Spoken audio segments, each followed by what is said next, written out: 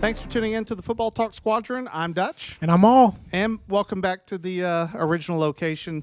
I know you guys have got to see a lot of us doing the online, Skype pretty much. As you can tell, all set up and ready to play college football 2025. So once that game comes out, I'll be reliving my glory days as a college student. Be stuck in here for days on end. I mean, that meme you sent me the other day, that was like, imagine this, you and your friends all over playing college football. It's not a school night, so the adults don't care how late you stay up. Oh, and by the way, you're 43 years old. 35-year-old man. Living your best life. So we do have that set up here. Instead of guess the player, I posed this question to Maul earlier. We have not discussed it in any terms of listing the teams, but I thought it would be a good way to kick off the episode because we'll be talking a lot about college football this episode with Maul, since we already had an episode with Pops talking about college football. Give me your 5 least favorite teams in college football, like fan bases. Yeah. So this might be a little controversial, obviously, just because we're going to talk about people we don't like. But realize again, I'm a USC fan, Alabama fan, so some of these might be a little biased, but we'll see. I want to play a game, though, with this. I want to say our number one. Let's go 1 to 5 first. But okay. I want to say our number ones at the same time because I'm pretty sure they're the same, but I just want to see. All right, so we'll go on 3. Ready? 1, 2, 3. Ohio State. Yeah, I knew it. That was an easy one. I can't stand Buckeye. Yeah. Dude, it goes back to that picture I sent you and Pops. That since in the past 20 years of football, you look at teams that have won more than 2 national championships, Ohio State isn't on there. It's like every year and I think that you'll sort of see that flavor with me. Like some of them, the fan base truly is annoying. Ohio State fits that category.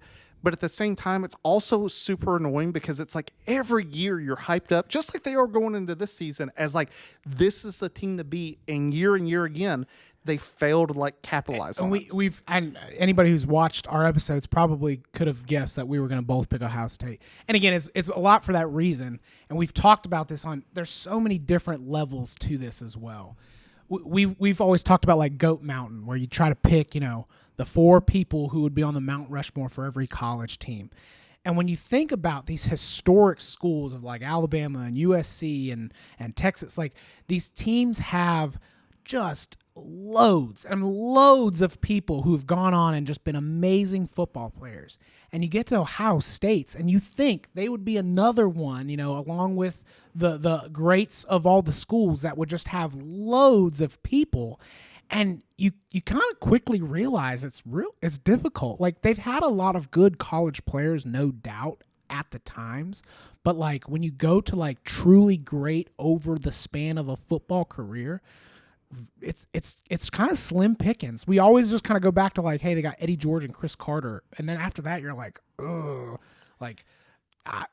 Woody Hayes maybe would be on there if we get into the coaching thing. You put Urban on there? Yeah, but you're right. Outside of players, if you're not doing coaches, if you're just doing players, it gets difficult where, USC, I could almost come up with one for every position.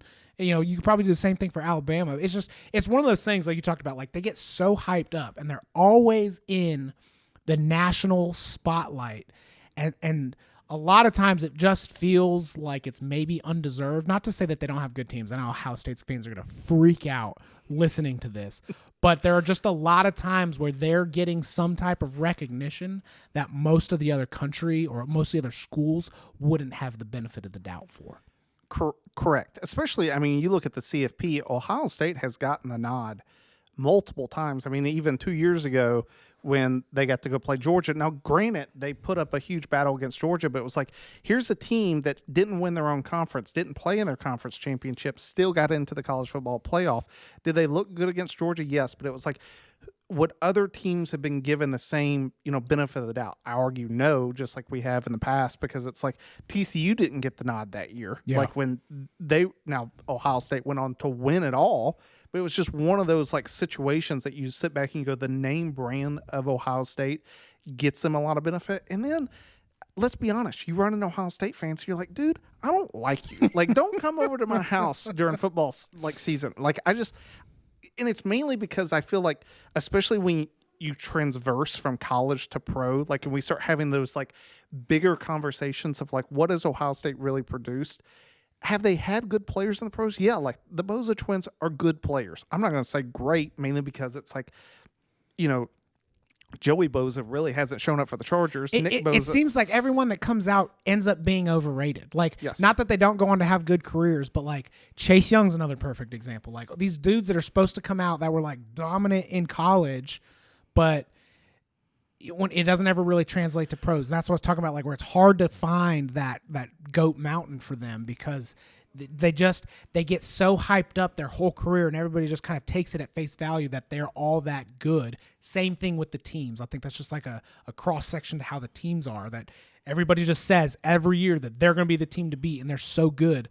And yes, do they win a lot of games? Sure, but they're playing in the Big Ten where like the competition hasn't been super stellar up until, the last few years. So 100%. And that the Chase, I think the only guy that I can sit back right now, which is funny because I know people are going to latch onto, is they're like, well, CJ Stroud's really good right now. And it's like, yes. And the reason that there's so much hype around him is because no Ohio State quarterback He's has literally ever the one out of the last like 20 that's done anything besides really be a historical loser, like in the pros. And that's not trying to take away anything from their college career, but it's more just saying like when you look over like the totality of like, you would sit back and think Ohio State, they're always like they've got to put so many like guys out there, like all these guys that are going to go to the pros and do great things.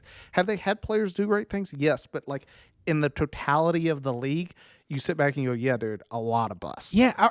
And it's not so much, in my opinion, it's not so much busts. Like guys have fine careers, but again, it's the overhype that probably puts them on this list, right? Because if you would have just said like, hey, a lot of these guys are good, yeah, like we would agree to that, but it's just a lot of like flash in the pan kind of guys. Like Zeke, I think, is a perfect example. Oh my goodness! Like Zeke was so good in college. Like I think I put him on one of my top fives from like college running back standpoints. But he came out and he did great with the Cowboys. But how quickly he's fallen off, and now he's like a laughing stock. You know what I mean? Like I feel like that's what happens a lot with the Ohio State guys. Like they come out and it's like, hey, this is Ohio State guy, poof. And then, a couple years later, they're gone. And that's like what most Ohio State players have done. Yeah. I mean, I sit back and I look at it and it's, how do I even want to phrase this? It's Zeke Elliott's a great example of, it's more just like you spend such a high draft pick on guys that like even AJ Hawk, it's not that he was a bad player at Green Bay. He did really good things, but I think he went number 5 overall in the draft. It's like, we were expecting you to have a Hall of Fame career. Yeah. Like, and we get back, this is why GMs get fired. It's because they spend high draft picks on guys that are just like Chase Young. Like, think about it. They gave up the number 2 overall pick to trade. Like, he never got a second contract with the Commanders. Like, I mean, he won Rookie of the Year, right? And so, or defensive player, or defensive Rookie of the Year, right? So, and again, it's like, well, see, look, he did great. And it's like, name one thing he's done since then. Nothing. Like, nothing. And that's the flash in the pan thing I'm talking about. Yeah. Like, 100%. So, I think we've beaten up Ohio State. Sure. I'll take a few more shots. Yeah. It's like the Cowboys. There's never never enough. gets old. Yeah.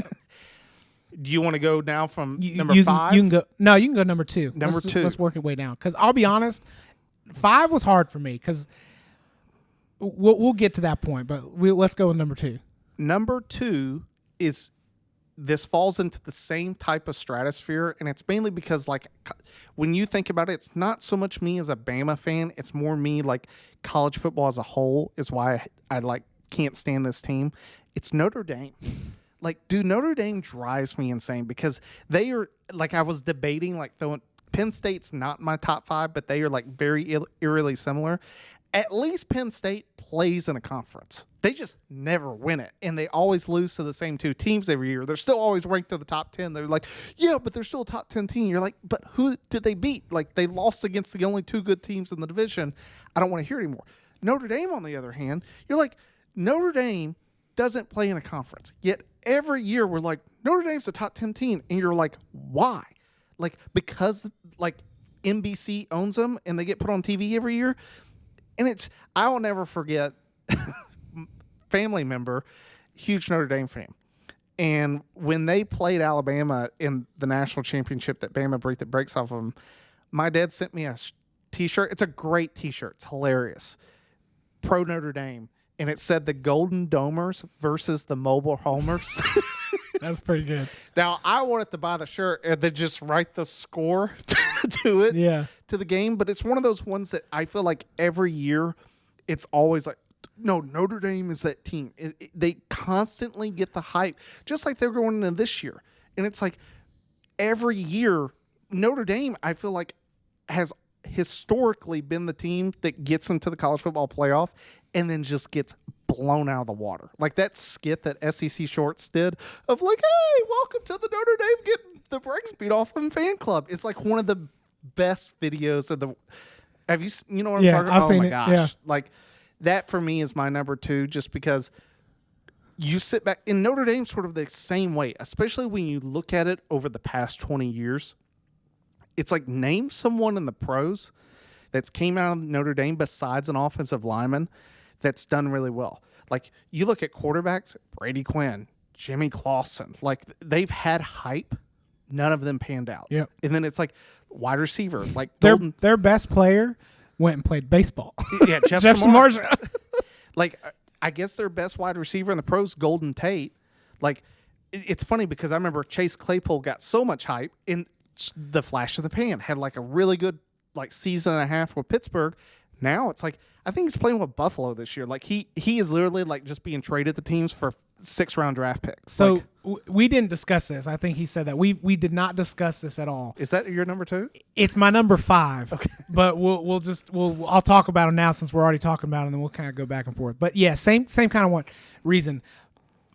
They're on my list primarily just because, again, USC and Notre Dame have a pretty good rivalry, and it's easy to hate rival fan clubs. But same boat. I mean, like, the fact that they're not in a conference, I feel like they use that to their advantage whenever it suits them. Like, if they don't get in because they're not in a conference, they're like, oh, well, it's not fair because we don't play in a conference, blah, blah, blah, blah, blah. And then it's like, well, play in a conference. And then, when they are doing well, it's like, well, see, we're better. We don't have to play in a conference. They get to like pick and choose when they want to use that. And then like they've had historically, again, they're one of those colleges that's just been around for so long, that's been good since like the beginning of time, so their fans use that a lot, of like, oh, we had Jerome Bettis and Joe Montana, like all these, and it's like, yeah, got it. But that was like so long ago. Like we like to kind of live in like this century, or at least our lifetime, you know what I mean? And like, yeah, they've had good seasons in our lifetime, but their golden years, pun intended, are definitely behind them, but their fans still act like they're.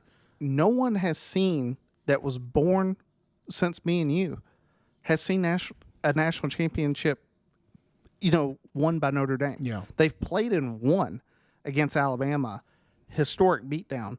You have to go back to the 80s. Yeah. Like, you just sort of sit back and look at that, and it's, like you said, Notre Dame falls back on the history of Notre Dame, and it's one of the, I know that you have harped on this, especially with like the rankings. I agree with it. I know that Bama gets the benefit of the doubt from it. It's like we look at schools by a lot in terms of their history, and we're like, well, they should be a good team. And it's like, that doesn't mean they are a good team. Yeah. Like, every year is a new year, because guess what? They're getting different players. I get that they have good recruiting classes and everything. And yes, it sounds like we're putting them down like in the steps of Vanderbilt. They're not Vanderbilt. Are they heads and shoulders above Vanderbilt? Yes. But in terms of getting the national hype that they get every single year, it drives me up the wall. Yeah. From that so standpoint. so my number two, since we're my number two is Texas, and I'll be honest, like Pops can. That was my number 3. Well, there we go. Again, we're not talking about we didn't talk about it, but here we go.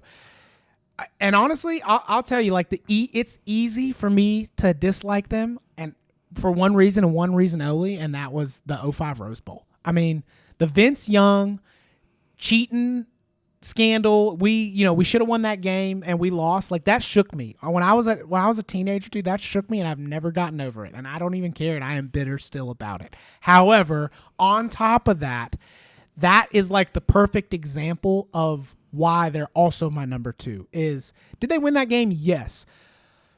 But before that, they hadn't been good for like 30 years. Again, Texas is one of those teams that, like, on a historic level, sure, they've had plenty of history and have been good and tons of wins over a long time.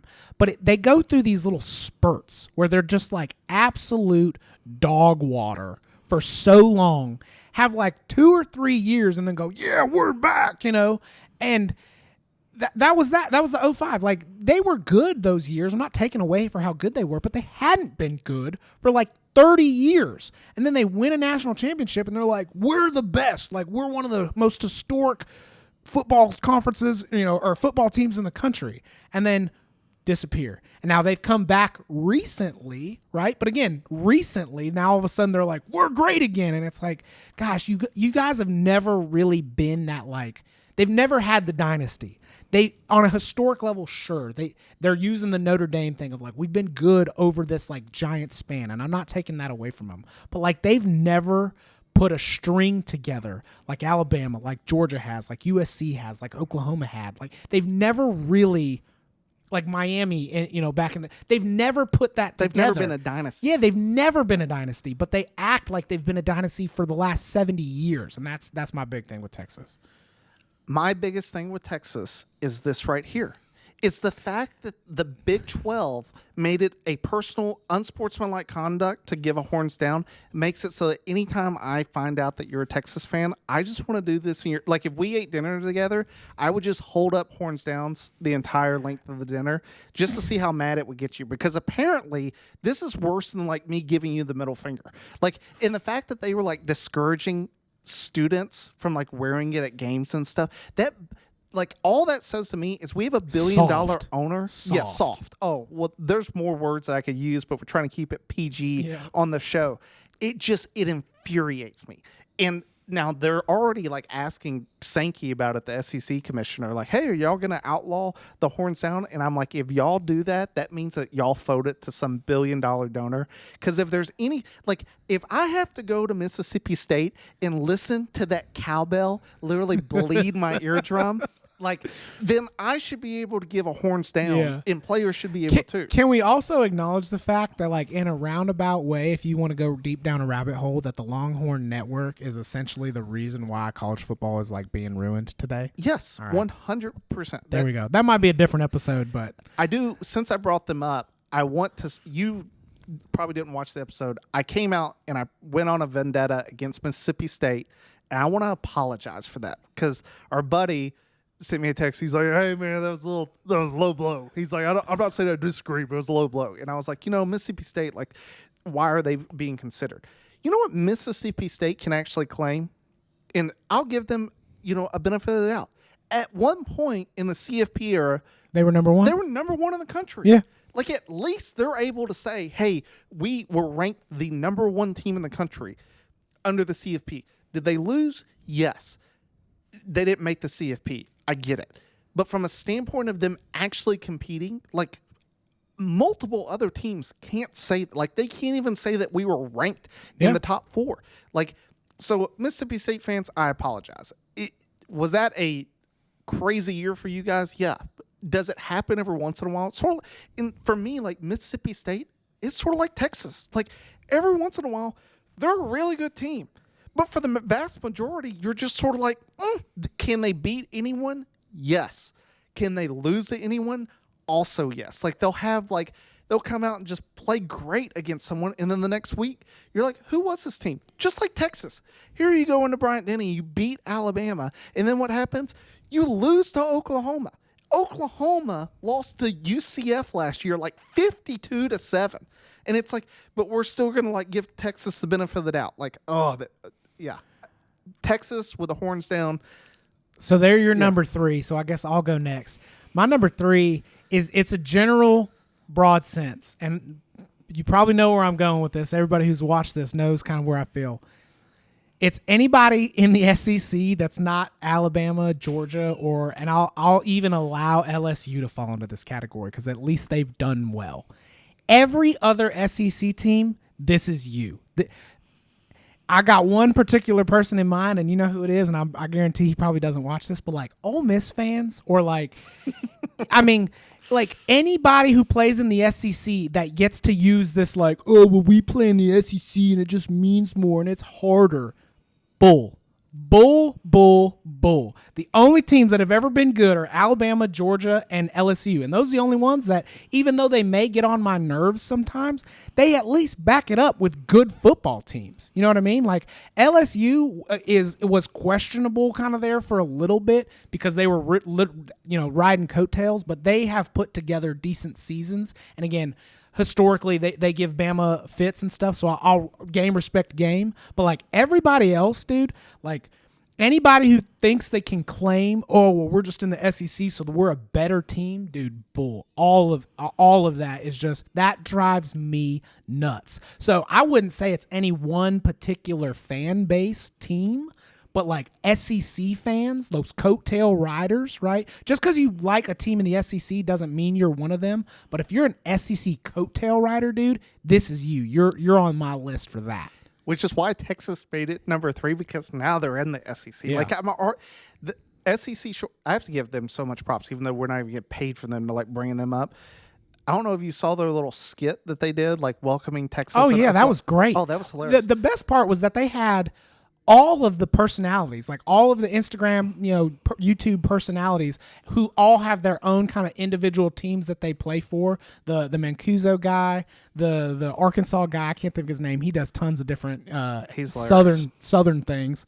But they had the whole gamut of social media stars out there for it. It was great. Drinking every time they mentioned Colt McCoy had me dying. If Colt McCoy didn't get hurt, there it is. Like you're just, and then I love the A&M fan being like, "See, I told you, like this was gonna happen." Like that to me, just But I get the SEC bias. Like I 100% understand, and it's.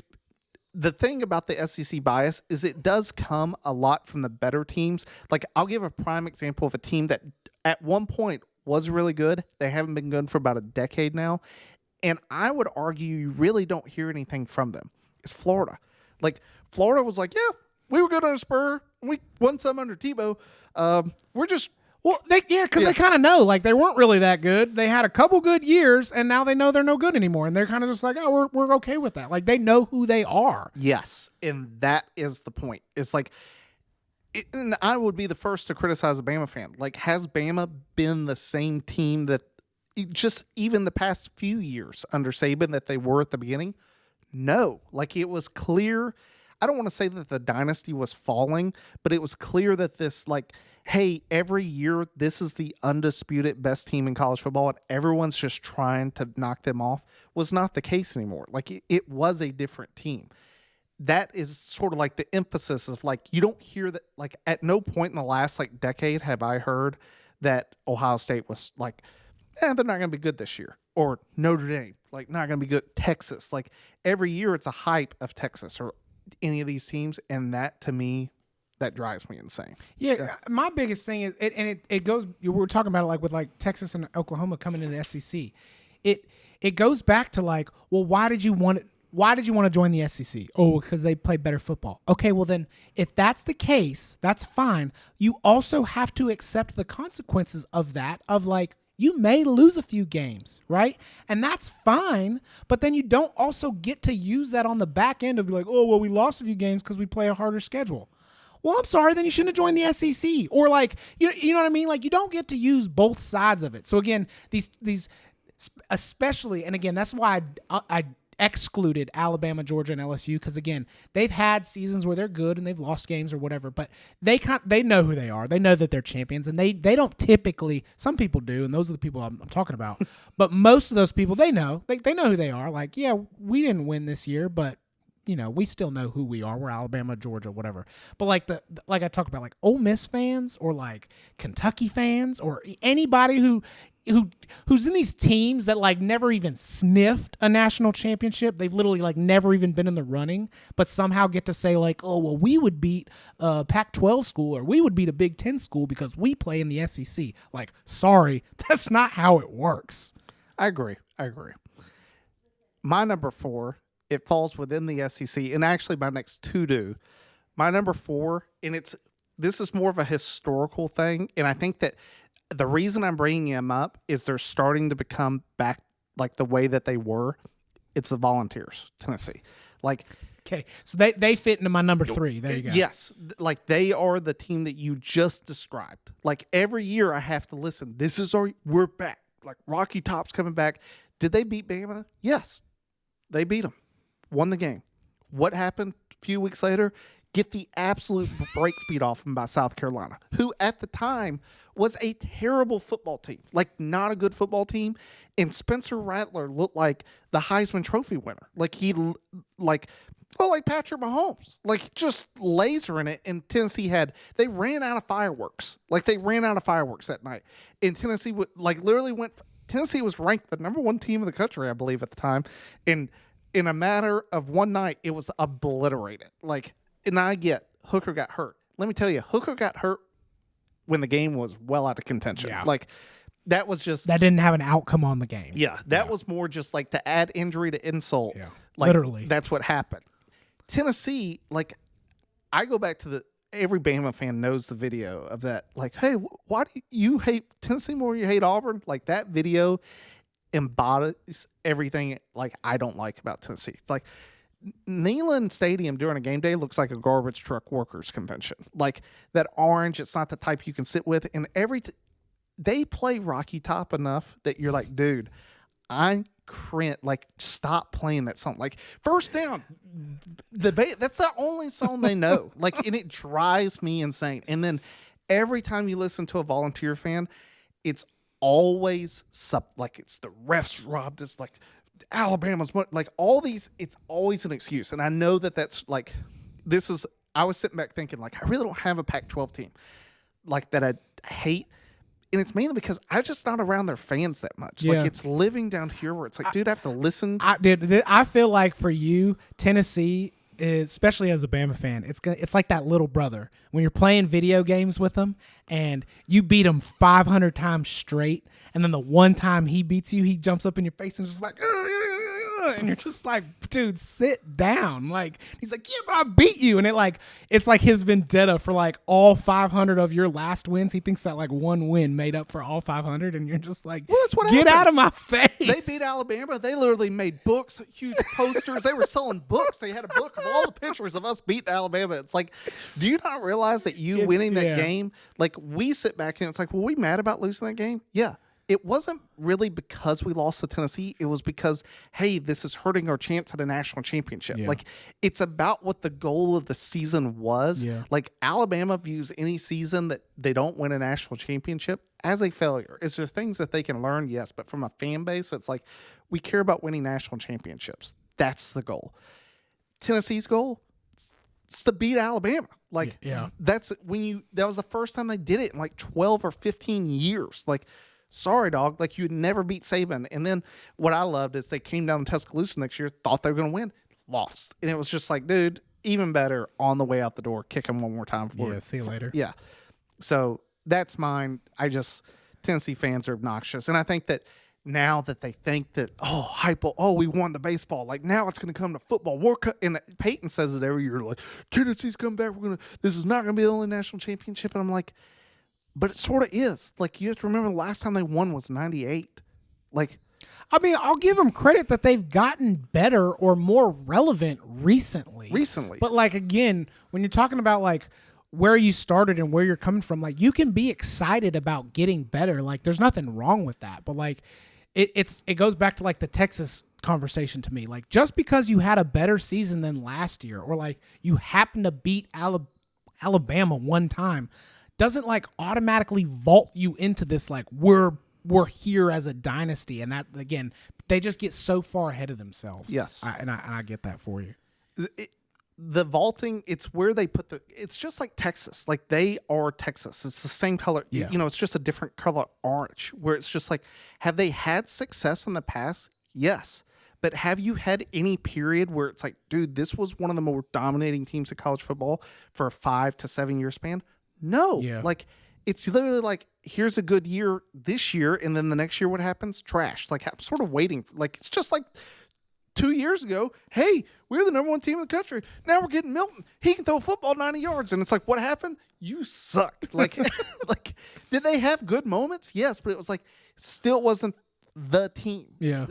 That's my point. Sorry. No, You go. That's good. My number 4, honestly, now I'm thinking about it, and again, if I would have written it down or we'd have talked about this a little more, I could have probably made them number 5. It was difficult for me to come up with number 5. And the more we talked about Notre Dame, I probably could have moved them up to number 4. So this will be my number 4, but in purposes of it. And this kind of goes along the same lines, and it's not necessarily against the fan base, because I have friends that went here, and I know plenty of dudes that did go here, and there's nothing against the fan base themselves. It's more of the team, and this is just along the same genre that we've been talking about all night, and it's Penn State. And again, I've got plenty of buddies that went to Penn State and that I know from Penn State, and like, they're good people, and I don't have anything against them. But Penn State, again, is that team that's like, what is the purpose of Penn State every year? To lose to Ohio State and Michigan and boost their rankings. It has nothing to do with Penn State. Like, name me a time and I can't think of it. Like, as long as I've been alive, I've never seen Penn State be what they are portrayed on Ohio State and Michigan's schedule. Like, every year, it's like this is the matchup. Like, they just got to get by Penn State, and if they can beat Penn State, it's going to solidify. And this is probably more of hate towards Ohio State, but it's like the thing that Ohio State gets to use every year of like, well, we beat Penn State. And it's like, well, yeah, you do every year. You know what I mean? It's like the Ole Miss of the Big Ten, essentially, right? Like, can they put up good teams? Absolutely. Do they have a cool environment up there? Yeah. So again, it's like nothing against the fan base, but it's like, dude, does anybody really ever expect them to beat Michigan and Ohio State? I know I don't. Just like I never really expect Ole Miss to beat Alabama or Georgia. You know what I mean? Like, are there times where you're kind of like, ooh, I'm a little hopeful. Yeah, maybe. But then you watch the game and you're like, yeah, I should have known better. You know what I mean? Like, that's Penn State. They're just like always this disappointment. And again, I feel like this is probably more towards Ohio State, like as I'm talking about this, more towards Ohio State than them. But it's just like, if Penn State didn't exist, Ohio State wouldn't get to claim their like dominance all the time. You know what I mean? What's the most that we've ever heard Penn State talked about in our lifetime? Sandusky. So that's it. Like, when I sit back and I'm like, man, what's the most that I've ever heard Penn State? Oh, it was about something that happened off the field and, in a shower. And it's like, that to me is Penn State football. Like, were they good under Joe Pa before that? Yes. But it's like, dude, that is so far removed from present day. But it's one of these things where it's like, well, it's a historic, it's the whiteout. Like, it's all these things. It's like, dude, oh, you mean those practice jerseys? Yeah, oh my gosh. Yeah, dude. Like, you still live in the 1840s with those jerseys. Like, there's like in that lion, you're like, who made that costume, dude? Like, that's a Nittany lion. Like, what is that? And it's just like, don't ask questions. Like, what's your chant? We are Penn State. And it's just like, dude, I get that environment is great, but for me, it goes, I agree with you. They're not my top 5, but the reason I had mentioned that I thought about putting them up there, it's because every year I like sort of get, it's one of those weeks, and they always plan that game like Ohio State, Penn State for the whiteout. You're like, dude, this is the year. This is the year that James Franklin figures it out and beats Ohio State. And it's like, I will watch James Franklin on 4th and 15 run a QB draw that loses like 6 yards, and I am like I don't even like Penn State, but I'm still mad at Penn State for how poorly they like took an opportunity in front of their home team to win. They can't get it done, and that's their history over a lifetime. Like at no point, I'm sitting back trying to think of a time that they were even ranked in the top 4 of the CFP. I may be wrong, but I don't even think they've even been ranked in the top 4. I don't think so. They have not. It's just that, to me, exactly what you're talking about. It's one of these teams that every year, all they are is a resume booster for Michigan or Ohio State. Like, they constantly finish the year in the top 10. And the sad thing is then, like, we cover for Penn State because of what they do in a bowl game. And I'm like, dude, bowl games, in my opinion, outside of the CFP, completely worthless. Yeah, don't matter. Like, don't get me wrong, USC lost to Tulane. Do I really think that Tulane, if that had been a college football playoff game, USC loses? No. Like, I don't think that any USC player wanted to, like, truly, did they play in the game? Yes. And I'm not trying to make excuses for USC, but I'm just saying that under a different set of circumstances, I'm not trying to take anything away from Tulane for winning, but I'm saying if it was for a chance to go to the national championship, would you now think the results to be the same again? Absolutely not. Not saying that Tulane couldn't win, but it's just one of those things that I sit back and I look at Penn State and I go, every single year, all you have to do is beat those two teams. Because let me tell you, there ain't now there's at least a few other good teams in the Big Ten. Yeah. But it's like outside of Ohio State and Michigan, that was the only two teams that you got to beat. Yeah, and like, that's a great point of like every time they're ranked, and again, it's usually because they're going into that game undefeated, and like you said, the resume booster. When you look at Penn State and go, well, why do you deserve that ranking? And we've talked about this, ad nauseum. But Ohio State's reasoning usually, or Michigan's reasoning usually, is like, oh well, we beat either Ohio State or Michigan, and we beat Penn State. Penn State's always like, well, who did you beat? And you're like, well, Rutgers, Northwestern. Well, we played a good game against Ohio State, and it's like, dude, but you always got that L. You always get that L. And like outside of that, again, we talked about it, like hasn't been for a long time any other good teams in the Big Ten. So I think that's a good transition to like going forward, all these other teams, how now Washington will be interesting because like they've been good recently, but I feel like they're not like a super historically good team, so they could fall off right away and just kind of be me. Oregon's going to be a great one. UCLA, I think, is up in the air. Even USC, like we have the history, but honestly, like this last year was a super disappointment, and it'll be real interesting to see if we can kind of recover from that and introduce some chaos into the Big Ten by beating some bigger name schools. Like I think Oregon's honestly the best shot at beating because they've had the most consistency of late of being a team to absolutely deal with.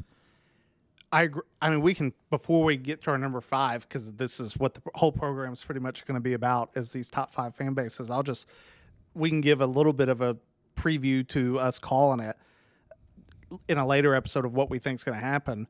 I would agree with you, and I really think like the two hottest coaches in terms of the hot seat this year are both in the Big Ten. It's Ryan Day, and Lincoln Riley. Yeah, great. And both are sort of different answers, but also the same. And it's mainly because it's like you have enough talent that you should be winning, but you're not hitting the goal, which is, and I will say that is their thing for both of those universities. They don't care about like going at like getting a bowl game or playing it's winning a national championship. Yeah. Like that's the standard. Like this is what we care about. Ryan Day, I would argue, has had far better talent than USC has. Oh yeah.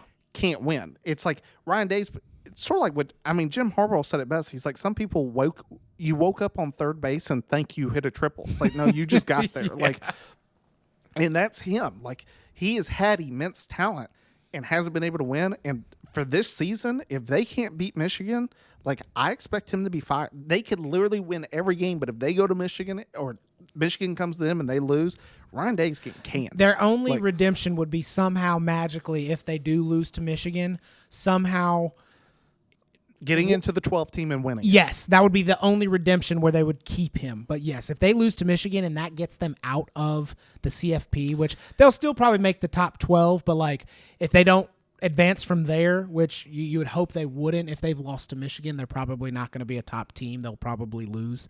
Yeah, I agree with you. He's gone. He's gone. And then, Lincoln Riley, I sit back and it's like, dude, I have a bad feeling for USC this year, and it's because you had Caleb Williams. Last year was our best year to really get back on track with Caleb Williams, and you took 2 steps back. Well, the reason is because Lincoln brought back Grinch, and everybody knew that was the problem. And now, he's gotten rid of Grinch now, but this is where it's like he almost dug his own grave, because now I think it might be too late. Because, maybe your defense gets a little bit better, but guess what? Pretty sure your offense got a whole lot worse. You know what I mean? So, we needed that defense last year. We needed it for the last 2 years, but it was hard to really say in the first year that, we knew that was going to be the problem. Last year, we knew that was going to be the problem. Everybody knew. I'm pretty sure we both had them in the top 4. Yes. Because we thought, hey, if they can figure that defense out, they're going to the CFP. They might even win it, right? I think I said they couldn't get much worse than last year, so they should only be going up. Yeah, and they did. That's where you're just like, man, his decision to bring back Grinch, in my opinion, sealed his fate. I don't think they should get rid of him or should have gotten rid of him at the end of this year, just because it's only been a few years. But in my opinion, he numbered his days the instant he brought that dude back. The grave is dug. Yeah. It's just a matter of whether they put him in it. Yeah. Because it hurts them going to the Big Ten now. And I will say, I think that they're entering, and the reason I say that it hurts them going to the Big Ten now is because, in my opinion, the Big Ten's down. Harbaugh left. Michigan had all these players leave. I don't think anyone's looking at Michigan right now and being like, that's the team to beat. Everyone's looking at Ohio State. But even Ohio State, me and you were talking about, you watched their spring game, and now you watched Georgia. I was in Columbus watching it, and I'm like, dude, this quarterback is sketch. It was bad. It was one of those, and even I remember Ohio State fans there in Columbus were sitting there dude, this better change. Yeah. Y'all got a whole summer to figure this out. And I look at Lincoln Riley and I go, dude, you're now going into a division that I think a lot of teams in it outside of those two, shouldn't be an issue. And I think it gets harder because now you have to travel out there. That's the huge thing that I think people aren't thinking. Every Pac-12 team that is now in a different conference, take the teams that they're going to play outside of it. Doesn't matter. Their schedule automatically is immensely harder than everybody else's in the nation because of the travel that they have to do. I think I saw some stat today. It was talking about Cal's schedule, because Cal's in the ACC. They're going to circumference the globe. The amount of times they got to go back and forth because it's so far. It's like a trip, or literally a trip around the world. It's over 24,000 miles. And if you don't think that that's going to play a huge part on these college athletes in the games, you're crazy. So you've gone from you've got a worse team now, right? Maybe your defense gets a little bit better, who knows, but your offense has probably gotten worse. Now you're going into you could say arguably a tougher conference, and you've got to travel a heck of a lot more. Gosh, if this is the year that he turns it around, I hope so, obviously, but I'm just being honest, I don't see it either. I think he gets fired. He probably will. And I don't think it's at the end of the year. I think it's midway through, mainly because, if anything, I think that me and you talked about this maybe off camera. Maybe we did it on camera. USC's defense, especially linebackers, I was like, man, those dudes are, they're athletic.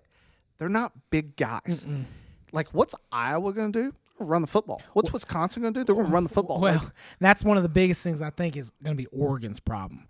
Oregon has Oregon's always super flashy, puts up tons of points. Speed. They run, 70 plays a game, all this type of stuff. But if you go back all the way to the Chip Kelly days, because they've kind of been that way since Chip Kelly, historically, they've never matched up well against size. I mean, and it doesn't matter the conference, but like size and like hard-nosed football, Oregon's never matched up well against. Like Auburn, Alabama, I can't think of any other off the top of my head. They got blown out by Ohio State in the national championship in the first CFP, and it was because it's like this scheme only works when you're winning. Yeah. Because the second you get down by more than 2 scores and you're going 3 and out, and that other team is taking 14 play drives, and that's like what the Big defense. Ten is known for. Yes. You know what I mean? Like there's going to be those, like you said, Iowa, Nebraska, Wisconsin. Like those teams are going to show up and they're going to be like, we're just going to punish these dudes until they quit. And again, historically, Oregon hasn't matched up well against that. I would agree. It will be great this season to see it. What will be interesting is now with the 12 teams of like, where does that shake out? Like, because Ohio State and Michigan are going to play, but Michigan doesn't play. I think they play Oregon, but they don't play USC and others. Like, how does this shake out? Because if the loser of Ohio State, Michigan is the only loss, but then the only other loss, like for Oregon, was to Michigan, it's like, if you have a bunch of one-loss teams, who gets these nods? Yeah. Like, and I think it's one of these ones that, this is why I said I do really believe the 12 team will be far more contentious at the end than the 14 playoff ever was. Because it was really only talking about like one team that you were sort of splitting hairs. Like you could see it and you were a little bit of bias and stuff.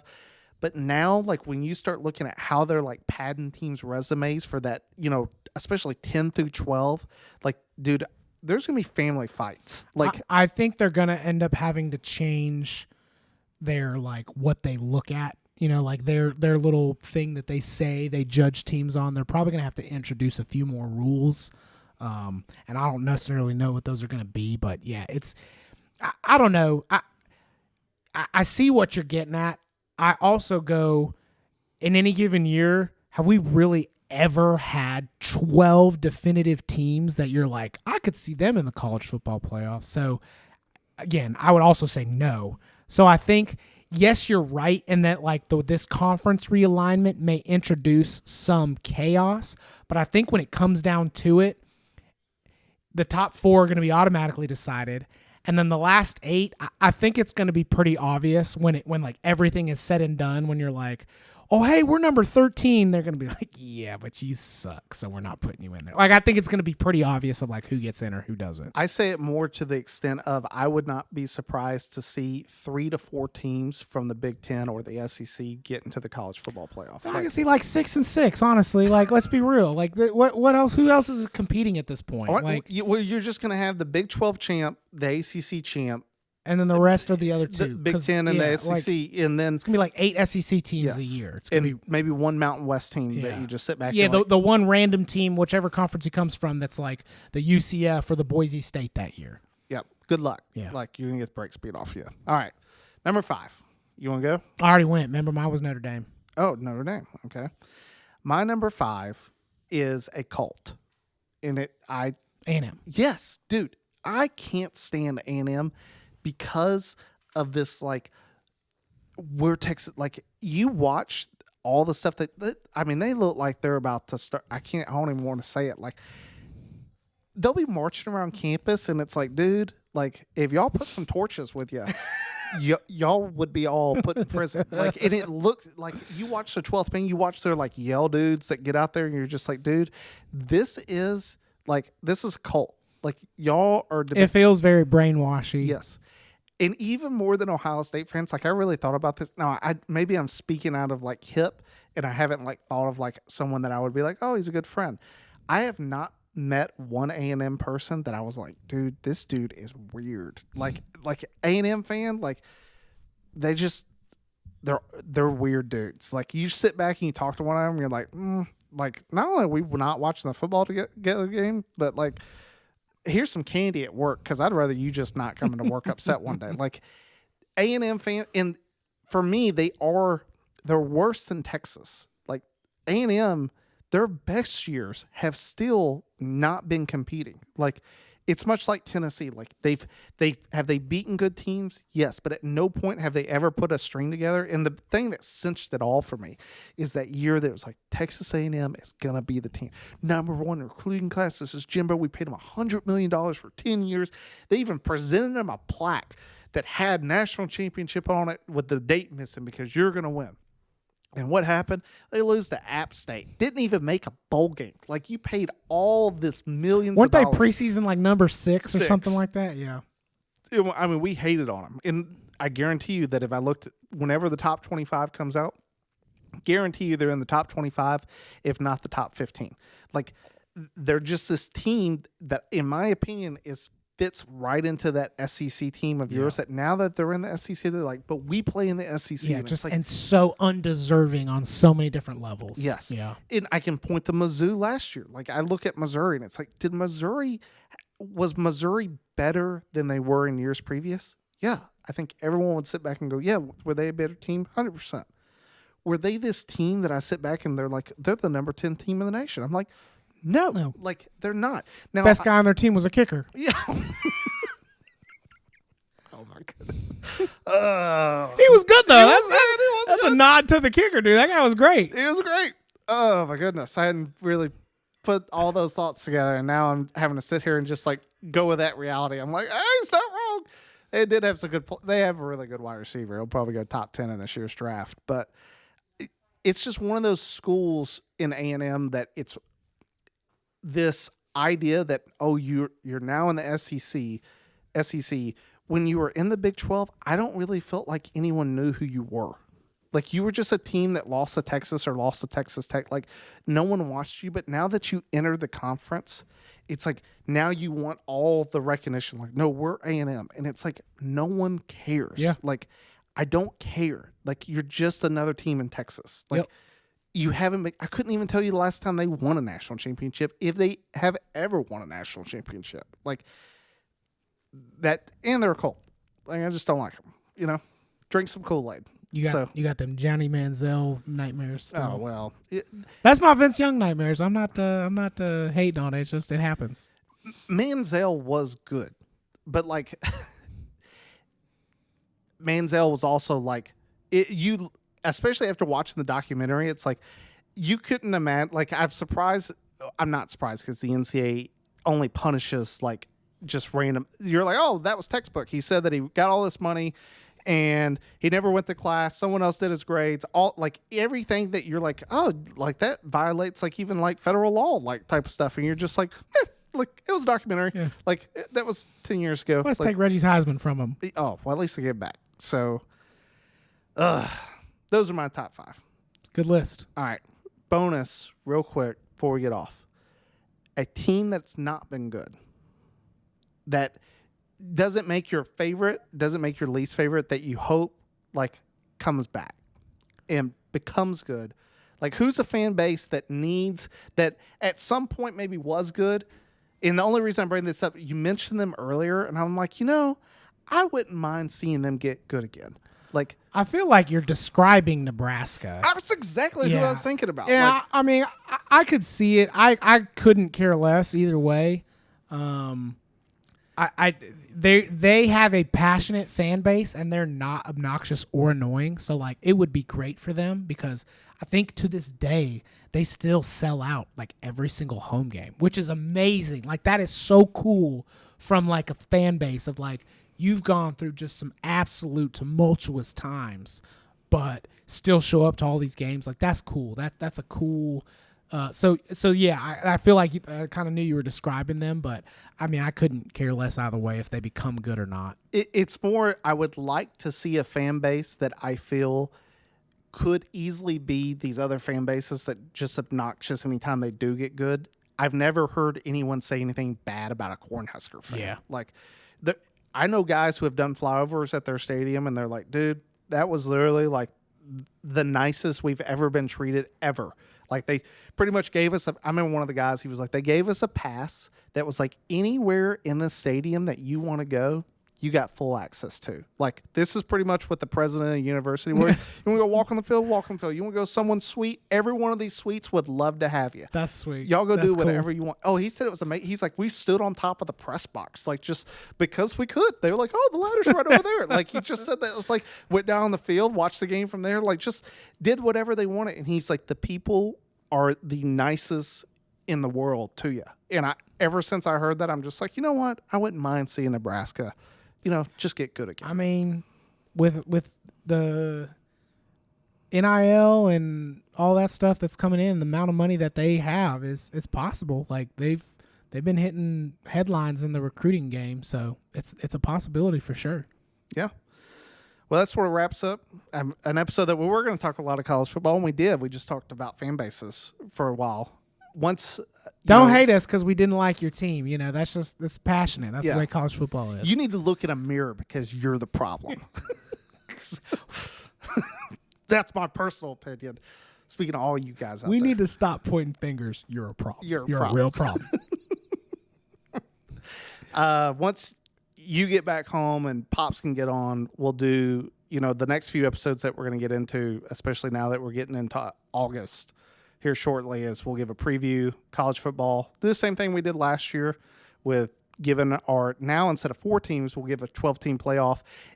Do I think that we're going to be able to, we probably won't go game by game, so we're like we did with the 4-team playoff, because that was a little bit simpler to be like, oh, I think that this is going to happen. I think it'll be more about, like, here's the teams that I can see sort of causing a problem, maybe winning one, sort of like your Boise States. Like, that's the only thing I hope for in the 12-team playoff, is that you get a team in there that it's like, dude, I think they have a chance to surprise some people. That's what I'd love to see come out of the 12-team. But not that I'm sitting back going, hey, it's not fun watching Alabama and Georgia, but at the same time, it's like, dude, when 2 teams meet every single year, it does sort of take the fun out of just watching college football, especially when it feels like it was predetermined from the beginning. Yes. Like that's what I've hated so much about the rankings, is that it feels like it didn't really matter what the season held, or schedules were built so that it was a predetermined outcome. I hope it introduces, because that's what college football needs right now, is a little bit of, I don't want to say a change up, because it feels like nothing has so much has just variety. changed, but something that like gets people back into like, this is fun watching the game again. Which I will say, the first round of the college football playoff will be exceptional in my mind, because teams get to host the playoff game. Yeah. Like, that first, I wish that they did it for the second round. Like, up until you got to 4 teams remaining, that's when I wished it would go to a neutral site. Like, I just sit back and I'm like, can you imagine if, like, even if it's Ohio State or Michigan or Penn State or Wisconsin, like someone where it's just like, dude, can you imagine turning on a college football playoff game and it's December and it's like a blizzard, sort of like that Lions-Eagles game? Yeah. Like, I sit back and I'm like, dude, that would be one of the most, we talk about that 20 years from now to our kids, like, dude, the first time they did it, it was amazing. It was a snow game, and it was like, it wasn't even that great of a game, but it was just the snow. Like, that's what I hope for. It would introduce a variable that we rarely, if ever, get to see. Correct. Yeah. So we'll see. But outside of that, anything else? That's it. Thanks for tuning in. Time to pull chalk. See you next.